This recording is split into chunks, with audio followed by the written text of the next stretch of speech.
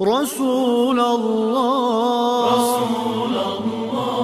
حبيب الله نبي الله. Bienvenidos a su programa La Voz del Islam. Hoy queremos hablar sobre un tema que es básico en el Islam y que tiene que ver con la fe y con la práctica de la fe. Recordarán ustedes que el Sagrado Corán, que es la revelación que se entregó al profeta Muhammad, nos habla sobre la fe, al imán, y nos habla sobre al Islam.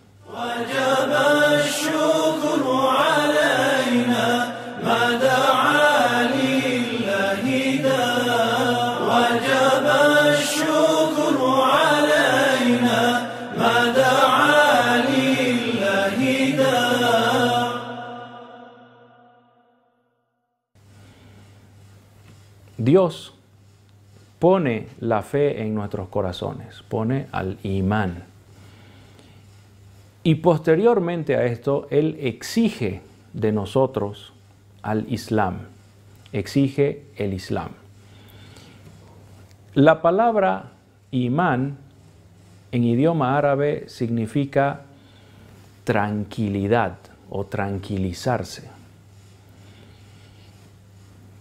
Esta palabra hace referencia a lo que nosotros creemos con seguridad en nuestro corazón y eso tranquiliza nuestro corazón. Es decir, que nosotros decimos estas cosas que creemos con seguridad y las decimos tranquilamente, las decimos con una certeza de que son reales.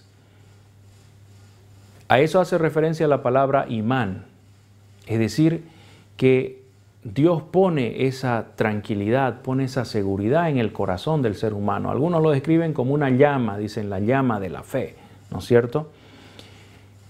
Y básicamente, ¿cuál es la fe en el Islam? Un erudito de la teología, de la ciencia que estudia la fe, nos dice que la fe, al imán, en el Islam consiste en creer con el corazón, decir con las palabras y actuar con nuestro cuerpo. Aquí ustedes claramente podrán ver que la fe necesariamente debe ser viva, es decir, la fe no puede quedarse solamente en un sentimiento que no tiene repercusiones sobre la vida de la persona. Esto mencionamos constantemente lo que se atribuye al apóstol Santiago, ¿no es cierto? Cuando nos dice la fe sin obras es muerta. Aquí también se nos enseña que la verdadera fe son sentimientos que nosotros tenemos en nuestro corazón, albergamos en nuestro interior, pero que también se deben traducir en palabras que decimos y en acciones que realizamos. El Sagrado Corán nos dice que la fe no es inclinarse hacia el oriente ni hacia el occidente, que la piedad, la condición de persona creyente, de persona piadosa, practicante, no es solamente inclinarse en una dirección o inclinarse en otra. La fe consiste en tener certeza en la unicidad de Dios y actuar en base a esta certeza. Entonces, como ustedes ven, en el Islam no puede haber solamente fe. Por eso se dice que el Islam es una doctrina integrista, porque todas las áreas de la vida están integradas. Si uno tiene fe en Dios, tiene fe en los libros sagrados, en los profetas, en el día del juicio final y en los otros pilares de la fe, su vida no va a seguir siendo la misma, va a cambiar. Más vale que cambie, ¿no es cierto? Porque si no, si esa creencia, esa certeza que dice tener en su corazón no cambia su comportamiento, significa que es una fe muerta. Esto es importante notarlo, o sea, la fe en el Islam necesariamente debe llevarnos a la práctica. Tanto así que algunos teólogos incluyen la práctica dentro del concepto de fe. Pero vamos hasta el final aquí con el concepto de fe. El Sagrado Corán nos dice que la fe es creer en Dios, en la unicidad de Dios, en Allah, el Señor, el Rey, el único que merece ser adorado. Creer en los ángeles, creer en los libros sagrados o revelaciones de Dios. Es muy interesante aquí notar que el profeta Muhammad no predica solamente que se crea en lo que él recibió. Esto es muy importante porque el Islam incluye y propone otras revelaciones también a los seres humanos. Incluye el Evangelio de Jesús, la paz sea con él, el Torá de Moisés, la paz sea con él, los Salmos de David, en fin, varias otras revelaciones. Es decir, que la persona que cree en el Sagrado Corán está también obligada a creer en el Evangelio de Jesús, la paz sea con él, en el Torá de Moisés, la paz sea con él, y en otros libros sagrados. Entonces, la fe, específicamente ya la fe en el Islam se define como la creencia en un solo Dios, la creencia en la existencia de los ángeles, la creencia en los libros sagrados, en lo que estos enseñan, en lo que estos contienen, en lo que estos nos informan y en lo que estos nos comandan. La creencia en los profetas y mensajeros de Dios, la creencia en el día del juicio final. Un día donde se va a terminar todo este chiverío, este juego que nosotros llevamos a cabo aquí en la tierra. A veces nos divertimos, a veces reímos, lloramos, somos ambiciosos buscando tal vez nuestros intereses. Este eterno vivir distraídos, preocupados, va a terminar un día.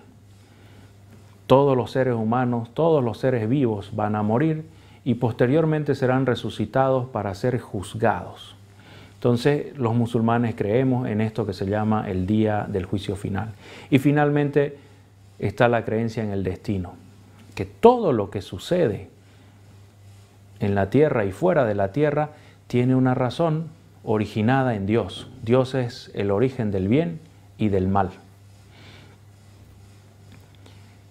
Esa es la fe en sus pilares o fundamentos. Fíjese entonces, si usted cree que hay un solo Dios, eterno, autosuficiente, poderoso, que no tiene padres, no tiene hijos, usted cree que este Dios ha creado seres como los ángeles o los jinn, si usted cree que este Dios ha revelado su palabra a la humanidad, comunicándose con ella a través de profetas y mensajeros, y que nos prepara, nos advierte que va a llegar un día de muerte, de resurrección y de juicio, y finalmente cree que todo lo que nos sucede a nosotros se origina en la voluntad de Dios, en su designio, en su juicio, usted tiene la fe de un creyente, usted es una persona creyente. Pero el punto que queremos insistir es que todo eso lo pone Dios en su corazón. Usted no lo buscó, usted no lo fabricó. Dios le abre los ojos hacia la realidad. Dice Dios en el Sagrado Corán, 1 o 2 veces en su vida les mostramos las cosas claramente. Entonces, ¿qué vendría a ser el Islam? El Islam vendría a ser las obras que nosotros vamos a hacer en consecuencia a esa fe que está en nuestro corazón. Si yo creo en Dios, creo en los ángeles, en los profetas, en los libros sagrados, en el destino, en el juicio final, ¿qué voy a hacer? Cuando yo empiezo a decir, bueno, tengo que vivir de acuerdo a esa creencia, en ese momento me estoy islamizando. En ese momento surge el Islam. La palabra Islam significa entrega. Cuando nosotros decimos, debemos entregarnos y someternos a la voluntad de Dios, no a la de los hombres, no a la de los intereses, no al de los deseos carnales. Debemos someternos a la voluntad de Dios. En ese momento pasamos de ser creyentes a ser musulmanes, es decir, personas que practican lo que creen. Parecería que primero hay que ser creyente y después musulmán, pero también hay casos al revés, ¿no? Hay personas que nacen de una familia musulmana y sin entender, sin conocer cuáles son los fundamentos de la fe, ellos practican, llevan adelante una vida musulmana, pero no saben por qué. Y hoy en día hay muchos de esos y viven en los países islámicos y viven en todas partes. No comen chancho, rezan, no mienten. ¿Por qué? Se les pregunta. Y porque mi papá me enseñó así, porque ese es mi folclore, esos son mis usos y costumbres.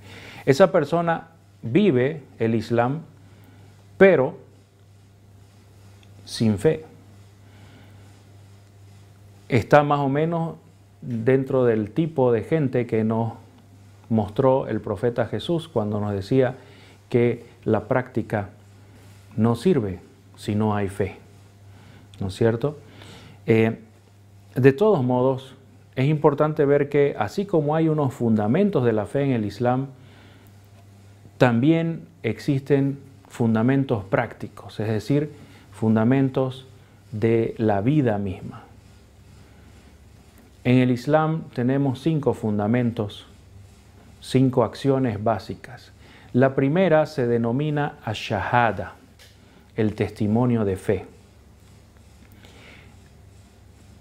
Consiste en anunciar públicamente, formalmente, que nosotros damos testimonio que no hay más Dios sino Allah, el único, el creador, el soberano, y que Muhammad es siervo y mensajero de Allah, que de él vamos a tomar la revelación y los mandatos. El segundo pilar es el rezo, as-salah, que es la práctica, ¿sí?, de oraciones o plegarias o rezos diarios. El tercer pilar es el ayuno, que se realiza en el mes de Ramadán. El cuarto pilar es la limosna, donde la gente pudiente comparte con la gente necesitada. Y el último pilar es el peregrinaje. ¿Cuál es el sustento para esto? Pues en el Sagrado Corán está bien claro y en la Sunna del profeta Muhammad, cosas que después las vamos a explicar si Dios quiere. Pero en el Sagrado Corán encontramos claramente, dice Dios en el Sagrado Corán, el mensajero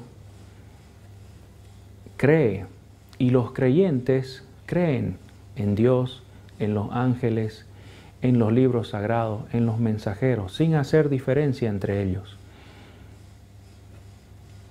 Y en el día del juicio final, con todo lo que incluye de la creencia en el destino. El Sagrado Corán nos indica cuáles son los fundamentos de la fe. Y posteriormente el profeta Muhammad nos aclara cuáles son los fundamentos de la práctica islámica, del Islam mismo. Dice el profeta Muhammad, Bunia al-Islamu ala khamsa. El Islam se levanta sobre 5 fundamentos o pilares. Shahadatan la ilaha illallah, Muhammad Rasulullah. El testimonio de que no hay más Dios sino Allah y que Muhammad es un mensajero de Allah. No el único, pero necesariamente lo reconocemos como mensajero. Iqam as-salah, la práctica del salah, del rezo musulmán. Ita az-zakat, la práctica de la limosna, az-zakat.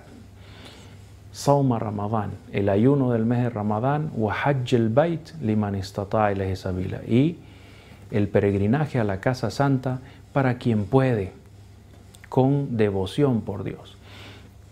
El profeta Muhammad nos muestra entonces que si nosotros queremos ser musulmanes, es decir, personas que practican su fe, que practican lo que creen, lo que siente su corazón, debemos empezar por estos 5 fundamentos y debemos mantenerlos siempre. Pero esto no está completo así. El profeta Muhammad nos añade y nos dice que el tope, la plenitud de esto es al jihadu fi sabilillah, el esfuerzo que hacemos por complacer a Dios. Esto abarca todas las otras situaciones del día donde nosotros nos vemos a veces en conflicto. Por ejemplo, un empleado público al cual un ciudadano le ofrece un soborno, una coima. No tiene nada que ver con el rezo, ni con el ayuno, ni con la limosna, ni con testimonio de fe. Pero nosotros sabemos que rechazar la coima, cumplir con nuestras funciones públicas a cabalidad, va a complacer a Dios. Entonces hacemos el esfuerzo de rechazar esa generosa oferta del corruptor que nos ofrece la coima, sabiendo que tal vez necesitamos el dinero, pero nosotros lo rechazamos. Hacemos un esfuerzo. De ahí viene la palabra jihad. Jihad en árabe significa esfuerzo. Fisabilillah, para complacer a Dios en la senda que Dios nos marcó. Dios nos dice claramente en el Sagrado Corán y en la Sunna, nos dice que recibir coimas es un pecado. Entonces nosotros hacemos el esfuerzo y rechazamos la coima. O por ejemplo, en otra situación, se nos pide que mintamos para conseguir algo, algún beneficio, y nosotros, sabiendo que estamos en necesidad, decimos, no, yo voy a decir la verdad, no voy a ser falso testigo, no voy a falsear algún documento, no, yo voy a decir la verdad. Entonces, este yihad, este esfuerzo que hace la persona durante todo el tiempo que está consciente, que elige, que decide hacer esto o esta otra acción, es la práctica total del Islam. En ese momento la persona realmente vive lo que cree. Y ese es el objetivo al que aspiramos todos los seres humanos, poder vivir de acuerdo a nuestras creencias, ¿no? Que nuestros sentimientos, que nuestras palabras y nuestras acciones sean todos coherentes, que estén todos en la misma dirección.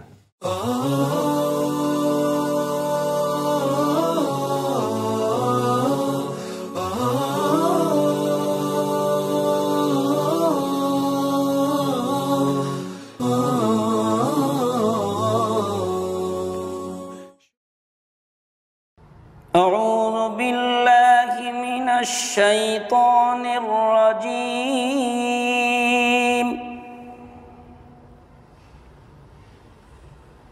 بسم الله الرحمن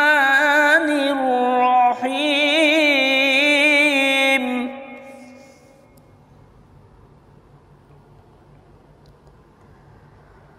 قل أعوذ برب الناس ملك الناس إله الناس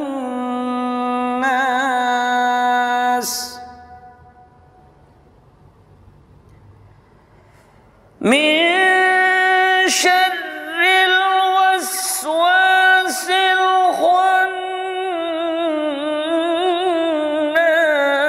الخناس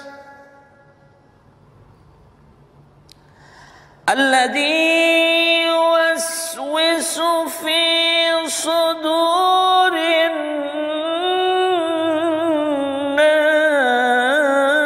الناس من الجنة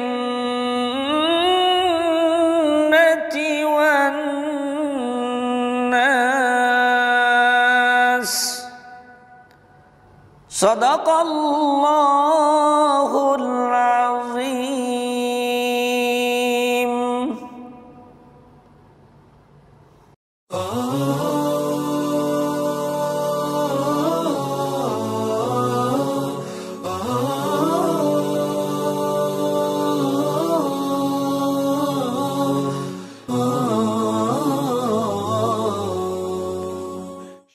Ahora vamos a traducir y explicar brevemente la Sura 114, a la cual se denomina Surat an-Nas, que en español sería el capítulo de la gente. Este capítulo 114 es el último que se escribe en el Corán. No fue el último en ser revelado, pero sí es el último que está escrito en el Corán. Y se reveló también en referencia a una enseñanza de Dios hacia el profeta, enseñándole para que este profeta a su vez nos enseñe a nosotros cómo pedir refugio en Dios. Dice la sura, en el nombre de Dios clemente y misericordioso, Qul a'udhu bi rabbin nas. Di, nuevamente, la palabra Qul, que significa di. Qul a'udhu bi rabbin nas. Di, me refugio en el Señor, el soberano de la gente. Rabbin nas en árabe significa el dueño, el rey, el soberano de los seres humanos. An-nas son la gente, nosotros los seres humanos. ¿Quién es el rey y el soberano de los seres humanos? Es Dios, nuestro creador. Él nos mantiene con vida lo que a Él le place y decreta nuestra muerte cuando a Él le place también. Entonces pedimos refugio en este Señor de la gente. Qul a'udhu bi rabbin nas. Malikin nas, ilahin nas. Segunda y tercera ley de esta sura dice el rey de la gente. Malikin nas. La palabra Malik significa también rey y soberano, el que es dueño de la gente. ¿Cuál es la diferencia entre Rab y Malik? La diferencia está tal vez en la acción, ¿no? La palabra Rab es más dinámica, en cambio la palabra Malik hace referencia a una propiedad, a la posesión real que tiene Dios sobre el universo y sobre sus criaturas. Ilahin nas, dice posteriormente. Aquí está la palabra Dios en idioma árabe, en arameo y en hebreo es la misma. Ilah, Eloh en hebreo antiguo, Ilah en arameo, que significa deidad, divinidad, Dios. Ilahin nas, el Dios de la gente, el Dios al cual adoran los seres humanos, Allah. Aunque la gente no lo sepa, tiene una relación de dependencia hacia Dios. Dependemos de Él. Por eso es Ilahin nas. Dependemos de Él para todo lo que necesitamos. Min sharril waswas el khannas. Pido refugio en el Señor de la gente, el Rey de la gente, el Dios de la gente, contra el mal del que susurra sigilosamente. Aquí está el punto principal de la sura. Dios nos está enseñando a pedirle a Él refugio, protección contra un mal que se oculta, un mal que la mayoría de la gente no conoce ni comprende y otros simplemente desprecian y no toman en cuenta. El mal de la seducción, esa vocecita interna que genera en nosotros pensamientos extraños, pensamientos malignos a veces, que nos convence de hacer cosas malas. El susurro sigiloso de los demonios, que nos dicen, hace esto, hace el otro. Y nosotros, lamentablemente, si nos acostumbramos a escuchar esta voz, caemos en pecados terribles. Finalmente, dice, Alladhi yuwaswisu fi sudurin nas. Este susurrador sigiloso susurra en los pechos, en los corazones de los seres humanos. Provoca sentimientos, provoca envidia, provoca recelo, odio, toda clase de sentimientos negativos y finalmente genera acciones pecaminosas. Fi sudurin nas minal jinnati wan nas. Este susurrador sigiloso puede estar entre los genios, entre los demonios y también puede estar entre las personas. Y esa es la advertencia final que nos hace Dios y que debemos tomarla en cuenta. Hay personas que actúan como si fueran demonios No tendrán cuernos, no tendrán cola, no serán rojos, qué sé yo, pero sus palabras, su comportamiento, sus consejos hacia los demás es exactamente como hacen los demonios con las personas. Les aconsejan hacer el mal, les aconsejan ser corruptos, recibir dinero, les aconsejan beber, irse por el mal camino, etcétera, etcétera. Entonces Dios nos indica que pidamos refugio en el Señor de la gente, Él, en el soberano de la gente, Él, el Dios de la gente, Él, Allah, contra el mal de este susurrador sigiloso, que actúa con mucha sutileza y que actúa en los corazones de las personas, generando sentimientos negativos y generando acciones pecaminosas finalmente. Y entre la gente y entre los demonios se encuentran estos susurradores. No son solamente seres flotantes malignos entre los demonios, no, también hay personas que actúan así. Sin hacer nada estrafalario, aconsejan y aconsejan mal. Con esta sura se cierra la lista de capítulos del Sagrado Corán, la sura 114, Surat An-Nas. رسول الله حبيب الله نبي الله.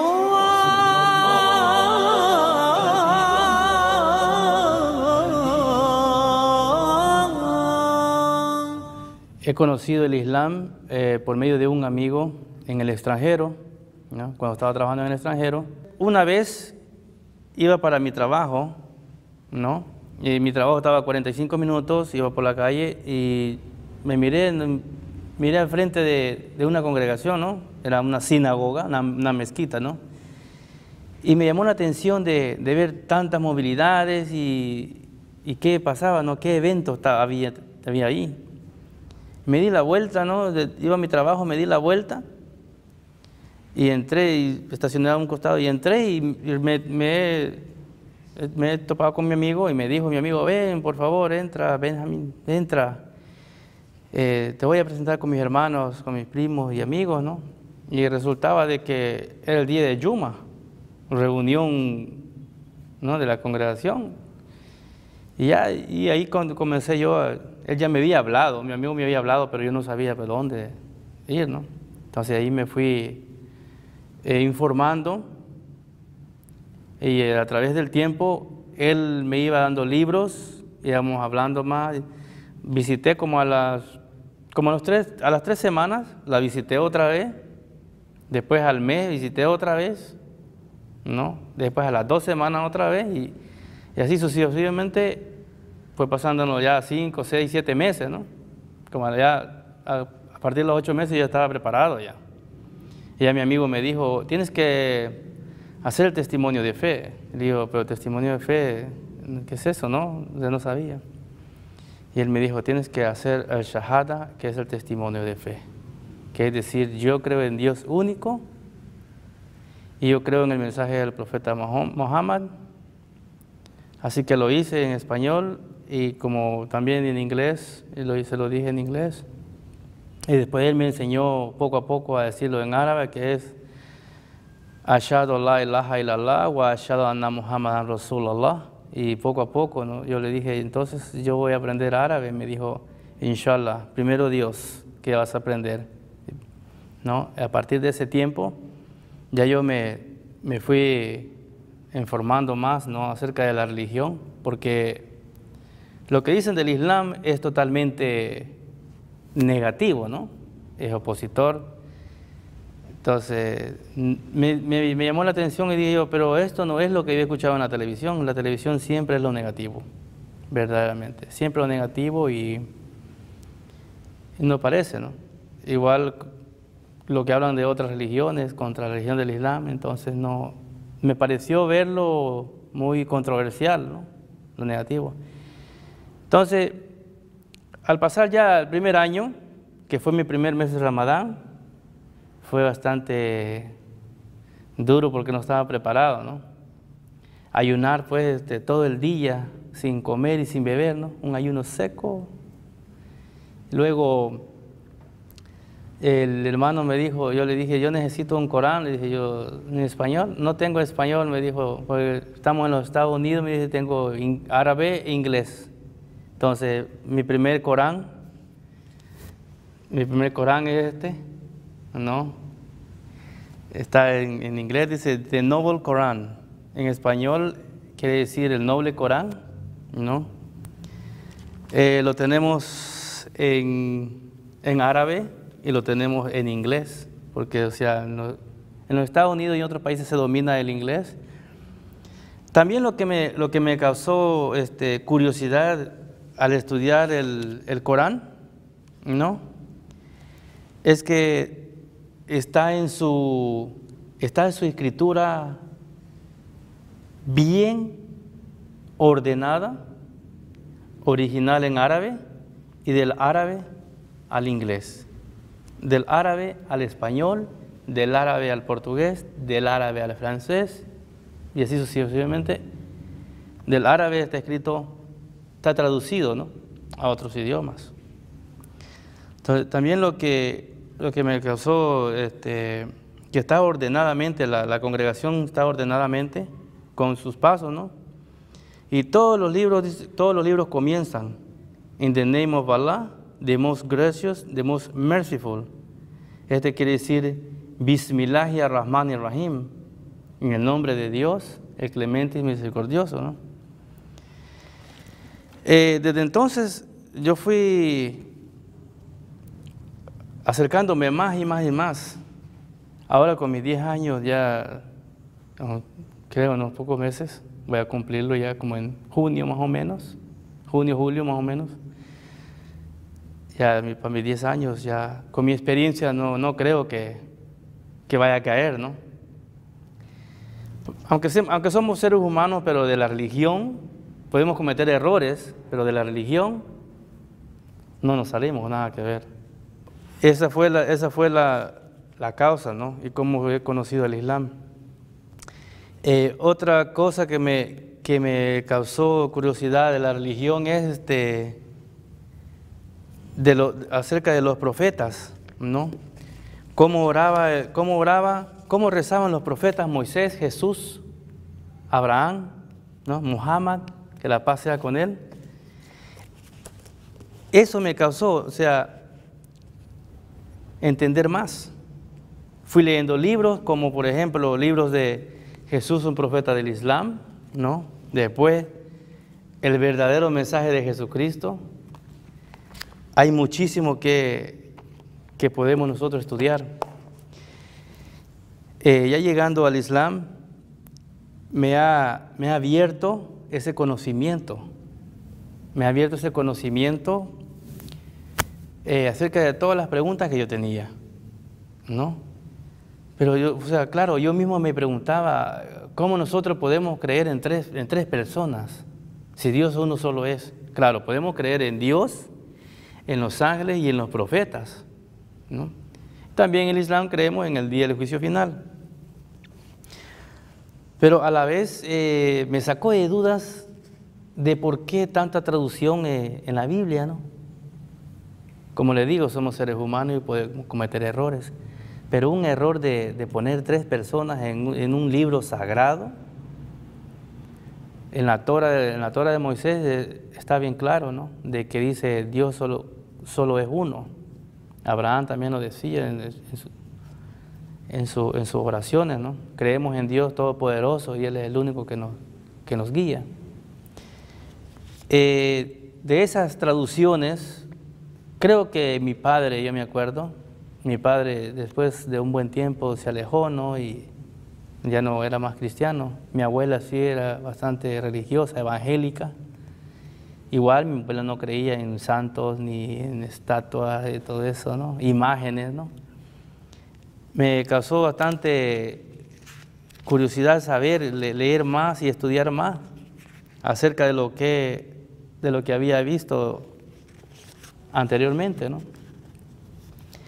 Y la pregunta bien clara es de por qué las traducciones. O sea, las traducciones de la Biblia han sido a veces cortadas por una letra, ¿no?, porque 2 letras en arameo es muy claro que 2 letras significan una palabra, igual que en árabe, ¿no?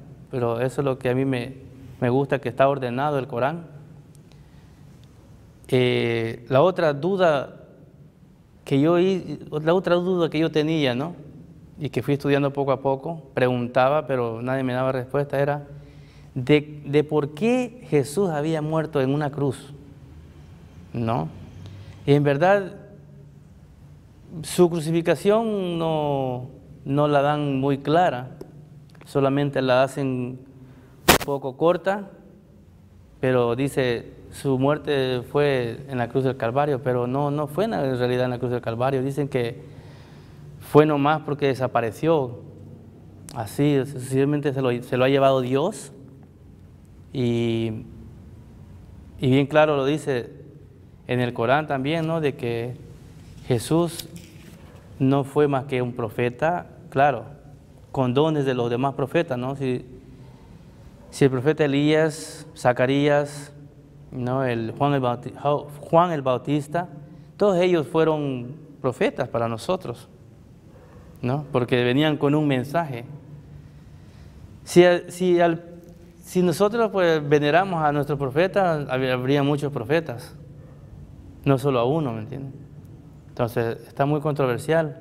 رسول الله حبيب الله نبي الله.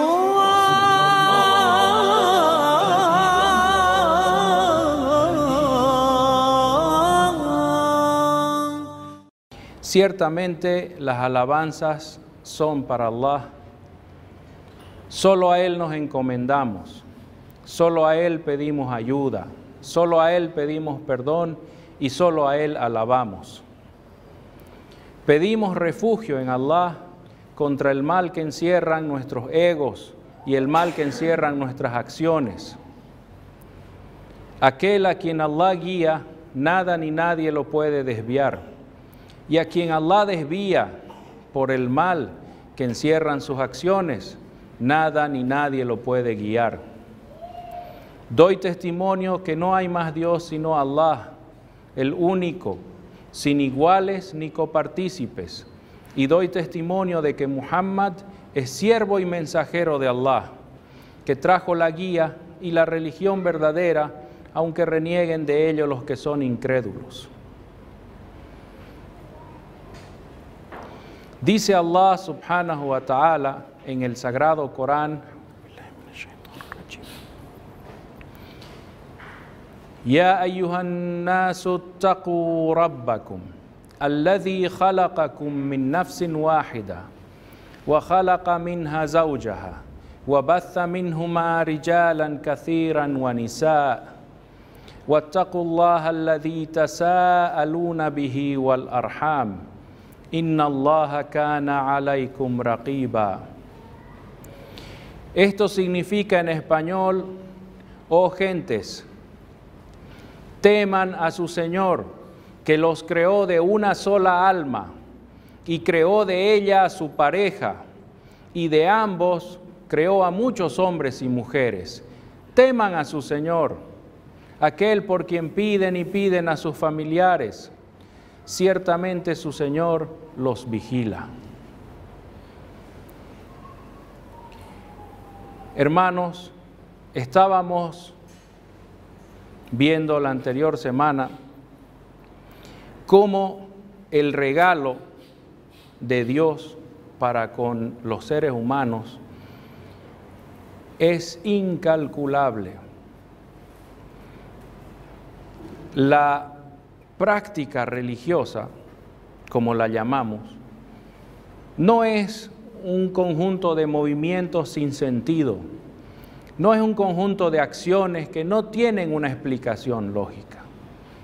Si nosotros nos tomamos el tiempo para pensar, para analizar cuáles son los beneficios de cada una de las disposiciones que encierra la Sharia islámica, de cada uno de los mandatos de Dios, cada una de las enseñanzas del profeta Muhammad sallallahu alaihi wasallam, nosotros veremos que están puestas y dispuestas especialmente para nuestro beneficio.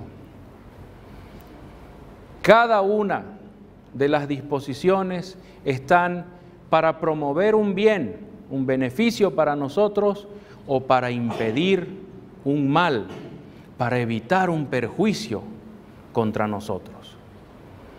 Cuando Dios, Allah subhanahu wa ta'ala, nos manda hacer el rezo, no es por gusto de que nosotros estemos agachándonos y moviéndonos sin sentido.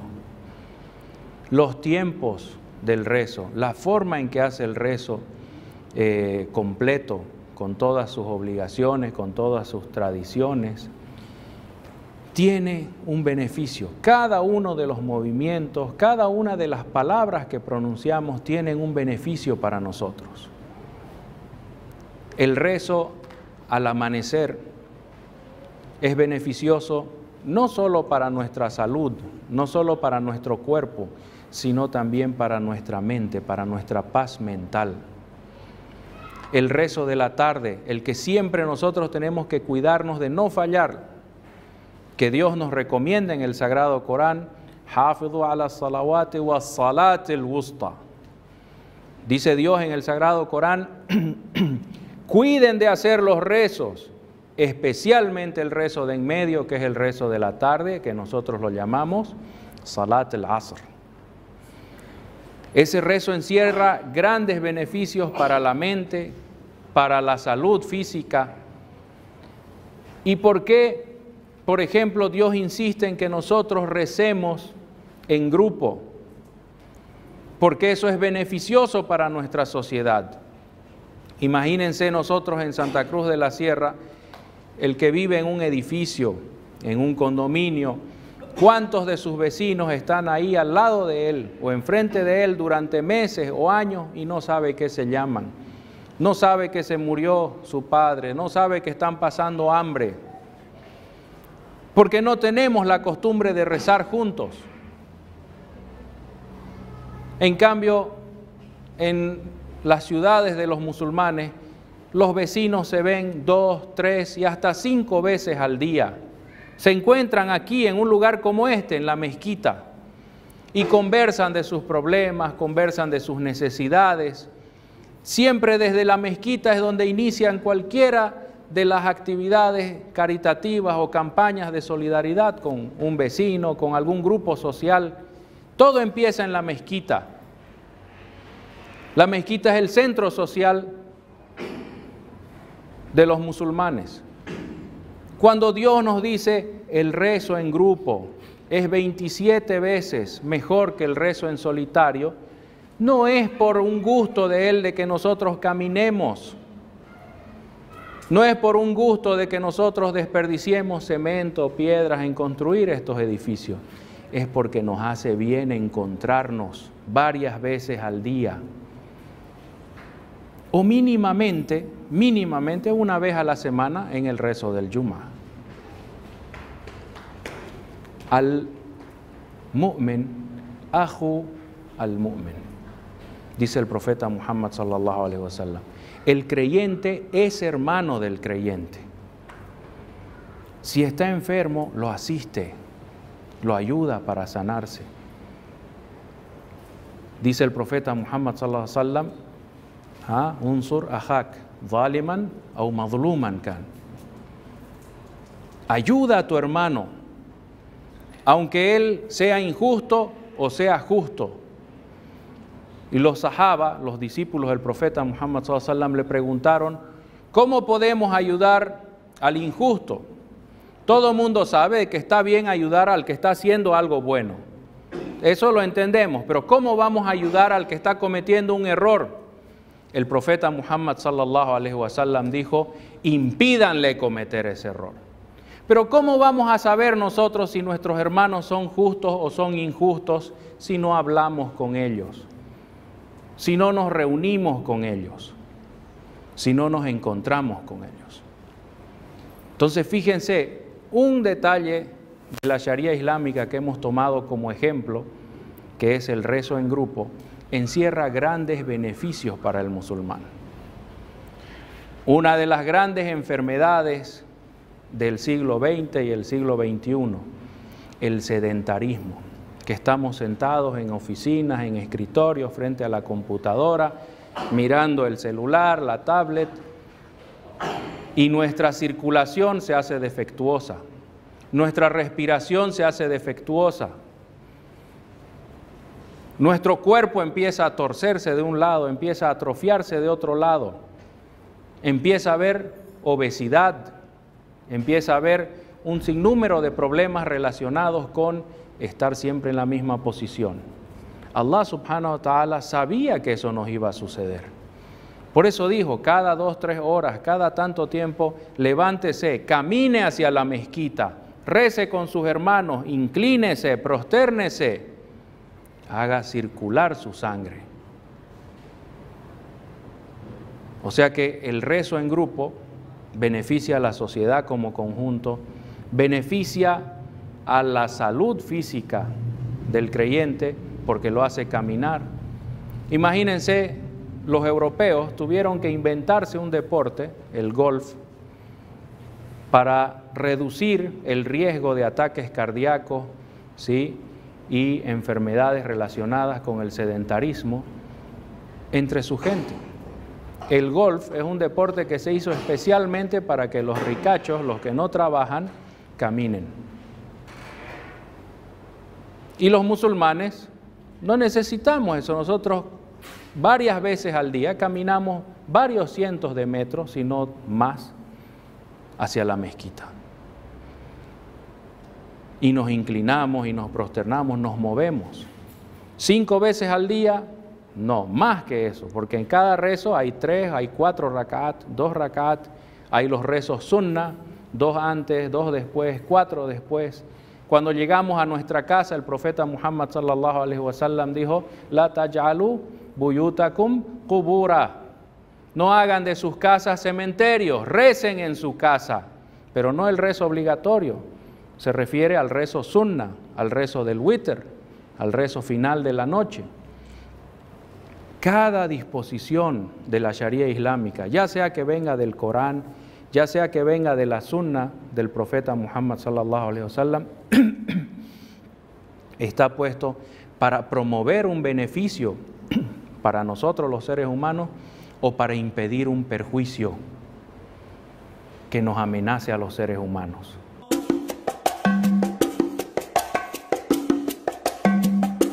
طلع البدر علينا من ثنيات الوداع وجب الشكر علينا ما دعا لله داع طلع البدر علينا من ثنيات الوداع وجب الشكر علينا ما دعا لله داع رسول الله